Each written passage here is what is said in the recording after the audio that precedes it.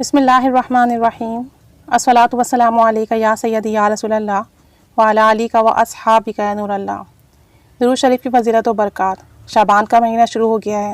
یہ نبی کریم صلی اللہ علیہ وآلہ وسلم کی نسبت سے جانا جاتا ہے، اور فضائل شعبان میں ایک باب ہے جس میں یہ لکھا ہوا ہے کہ حضرت جعفر صادق سے مروی ہے، فرماتے ہیں جو شعبان میں ہر روز 700 مرتبہ درود شریف پڑھتا ہے تو اللہ تعالیٰ ایک فرشتہ مقرر فرماتا ہے تاکہ وہ درود شریف آپ صلی اللہ تعالیٰ علیہ وسلم تک پہنچائیں، اور اس سے حضرت محمد صلی اللہ علیہ وآلہ وسلم کی روح مبارک خوش ہو۔ پھر اللہ تعالیٰ فرشتوں کو حکم فرماتا ہے کہ قیامت تک اس بندے کے لیے مغفرت طلب کرو۔ تو کتنی بڑی فضیلت ہے۔ شعبان کا مہینہ شروع ہو چکا ہے۔ 700 مرتبہ درود شریف پڑھنا کوئی مشکل چیز نہیں ہے۔ کوئی سا بھی درود شریف آپ اور کسی بھی وقت آپ 700 مرتبہ پڑھ لیں۔ کوئی مختصر درود شریف سلیکٹ کر لیں، صلی اللہ علی محمد یا صلی اللہ علیہ وآلہ وسلم، یا کوئی اور درود شریف۔ تو لازمی اس مہینے میں درود پاک کی کثرت کریں۔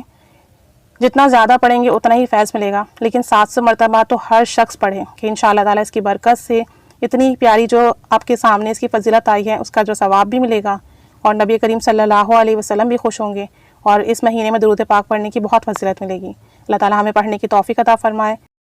اور اس مہینے میں نصف شعبان کی بھی رات آئی گی جس میں اعمال نامے تبدیل ہوتے ہیں، تو اس کے متعلق بھی حسن بن علی سے نصف شعبان کی رات کا عمل پوچھا گیا کہ اس رات میں کیا عمل کریں، تو آپ نے فرمایا کہ اس رات کے میں 3 حصے کرتا ہوں۔